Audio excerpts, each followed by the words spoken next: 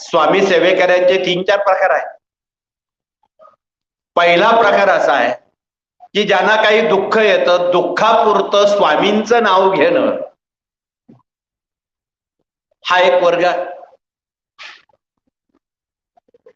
आवड म्हणून सवड झाले तो दुसरा वर्ग आहे.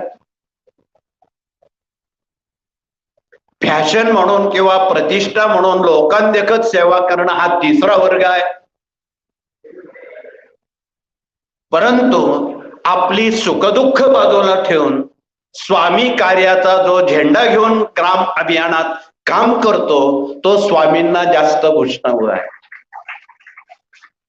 यापैकी आपण आता कोणती पद्धत स्वीकारायची ते कृपया आपण ठरवू.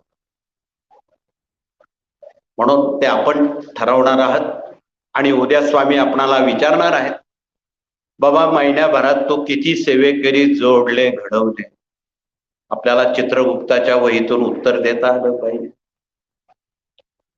म्हणून या साऱ्या